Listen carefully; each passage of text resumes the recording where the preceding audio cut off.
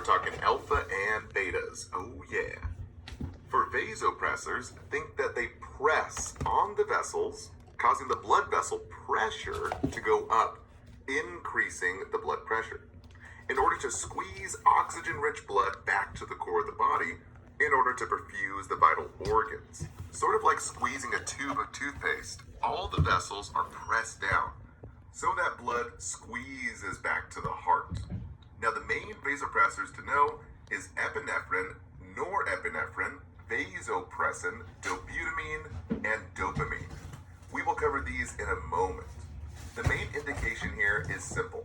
We give it to increase the blood pressure when it's low. For cardiac arrest, or the ACLS type settings, and even shock where we have severely low blood pressure and decreased perfusion. So just think, vasopressors press up the blood pressure by pressing on the blood vessels. They work specifically by activating some key receptors, so write it down. Alphas and betas inside the heart and the lining of the blood vessels. Once the alphas and betas are stimulated, they do different things. So alpha 1 is responsible for constriction of the blood vessels. So just think alphas are the anacondas that act on the vessels to constrict and narrow them so that blood squeezes back to the heart. And when you hear the term alpha agonist, think agonist adds to the blood pressure, increasing it with our vasopressors. And on the other side of things, alpha antagonists are anti-blood pressure. So they basically block the blood pressure, lowering it, like with clonidine, which blocks the alpha receptors, which blocks the anaconda constriction, so vessels naturally dilate now with clonidine. So less constriction, we have less pressure with clonidine, and naturally blood pressure goes down. So the memory trick, blood pressure declines with clonidine. Or just think cardiac down with clonidine. Now the good news is the blood pressure is lowered, but the bad news is it can work too well and lower too much, causing orthostatic hypotension, that low blood pressure upon standing. Now switching to betas, for beta 1, think one heart. For a beta agonist, we have our vasopressors. So we get a faster heart rate, which is positive chronotropic. Chronos meaning time, so more beats per minute. And a stronger heart rate, known as positive inotropic. Ino meaning force, so more forceful beats. And we have increased cardiac output, meaning an increase in blood coming out of the heart, positive inotropic, and increased heart rate, so positive chronotropic. Now for beta antagonists, we have anti-beats, like our beta blockers ending in LOL, like propanolol. They block beats here. So we have negative chronos, which means less beats, and negative inotropic, which means less force, ending up with lower heart rate and blood pressure.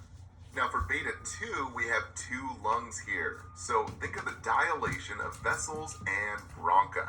We call beta 2 the beach ball effect, because a beta 2 agonist is our vasopressors and even albuterol, opening up the vessels and lungs like a big stretched out balloon, or basically like a beach ball. Now the good news is that the lungs can get more oxygen, and the dilated vessels means that organs get perfused. But the bad news here is with this dilation, we can have a blood pressure that drops, leading to lower hypotension when given in high doses, like with vasopressors. Now this is not typical with albuterol. So once again, just think beta 2 dilates the vessels and the bronchi like a big beach ball. Now for the big vasopressor drugs, the ones to know for your test and the NCLEX, I would write these down. We have epinephrine, norepinephrine, vasopressin, dobutamine, and dopamine. So let's break these down one by one. Starting with some memory tricks first. So epinephrine and norepinephrine both have the name epinephrine in it.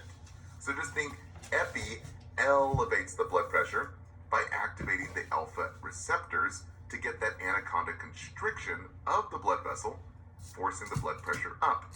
And vasopressin just sounds like pressin, so it presses the blood pressure up. It's a synthetic ADH, the antidiuretic hormone. That does not affect the alphas and the betas.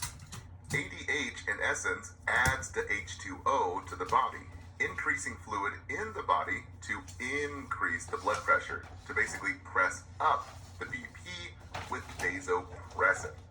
Now the last two Ds are dobutamine and dopamine, given for a deeper contraction. And they have some major properties, so the key terms, think inotropic, increasing the force of contraction. So the key terms, they increase contractility with inotropic, and they increase forceful contraction, meaning we get a more forceful deep contraction with the two Ds.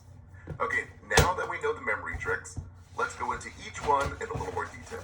So epinephrine, brand name adrenaline, and norepinephrine, brand name Levophed, or leave 'em dead.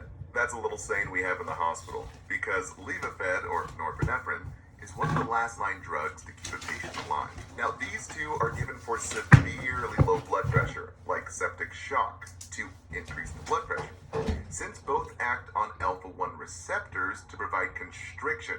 So again, think alpha receptors are that anaconda constriction to increase the blood pressure. Now both have the word epi in them. So remember, epi elevates the BP to save lives. Now the big key difference here is that epinephrine is first primary drug in cardiac arrest, when we get a loss of electrical activity and the heart stops pumping, like in asystole and PEA, pulseless electrical activity. So we give epi first to initiate heart contractions, aka heart pumping. So as he mentions, epinephrine initiates heart contraction during cardiac arrest. So remember, once again, epi is our first line drug here. Again, think epi elevates the BP. And Kaplan mentions, epinephrine treatment is effective if the vital signs are up. So a blood pressure of 130/67, an apical of 99, and a cap refill less than 2 seconds. Yes, these vital signs indicate that epi is doing its job to elevate the blood pressure and the vital signs. Now, epi is also used as a first-line drug in anaphylaxis, or our supersized allergic reaction.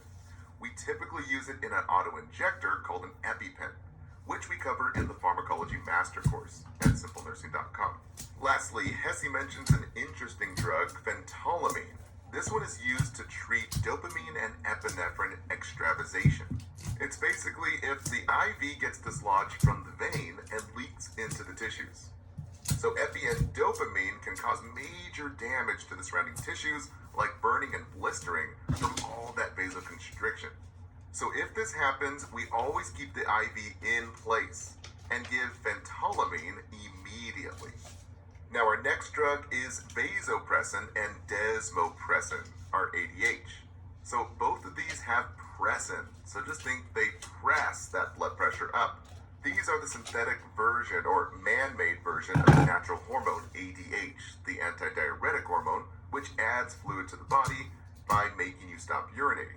So just think ADH adds the H2O for more fluid in the body, so we get higher blood pressure. Now for the specific reason, it's given for DI, diabetes insipidus, where we have a lack of ADH, and the patient ends up diuresing or draining a lot of fluid. In DI, we diurese, or basically pee a lot. So be careful. Don't get tricked with SIADH, where we stop urinating. Simply look at the letters here. SIADH has a lot more letters, so we retain a lot more fluid. And DI has very few letters, so very little fluid is retained. Or just think S in SIADH, we stop urinating and end up with a swollen body that is soaked inside with SI, and we get low liquidy labs.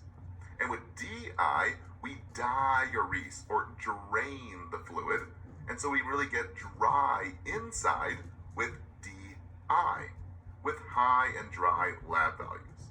Okay, now that was a big side note, but this is one of the main reasons why desmopressin is given. Now the key difference is that vasopressin does not affect the alphas and the betas. It affects the fluid volume and not the constriction of blood vessels. So let the name help you here. Antidiuretic means anti-diuresing, or stop urinating. Or again, just think ADH. adds the H2O, more fluid in the body and not in the potty. Now lastly, dobutamine and dopamine, both mainly used to treat cardiogenic shock, where we have a failed heart pump. This means that the heart can no longer pump out oxygen-rich blood to the body, so we get low cardiac output, meaning low blood out of the heart and into the body. So we need a deeper contraction here to increase that blood out of the heart into the body. So think of the two D's for a deep contraction. D for dobutamine and D for dopamine. Both mainly activate alpha-1 receptors, causing anaconda-like constriction to the blood vessels to increase the BP. And they activate beta-1 receptors, remember beta-1 for one heart, to increase contractility, resulting in a more forceful contraction, known as positive inotropic. Increased force with a deep contraction. And once again, the memory trick, think inotropic, increases cardiac contractility and increases the forceful contraction, meaning we get a more forceful deep contraction with the two D's. So Hesse mentions, dopamine activates alpha-1 and beta-1 receptors. And the therapeutic effects here is low doses act on dopamine receptors, moderate doses act on beta-1 receptors, and high doses act on both alpha-1 and beta-1 receptors. And we always assess the IV site hourly for signs and symptoms of infiltration. And Kaplan mentions dopamine given for a patient with hypotension. What indicates effectiveness? And the answer is increased cardiac output. And ATI mentions dobutamine and dopamine. Assess the blood pressure hourly and monitor the vital signs. Now a little side note here to wrap it up. There's a debate on renal perfusion to help give blood flow to the kidneys with low-dose dopamine, but that has recently been debunked and is no longer supported.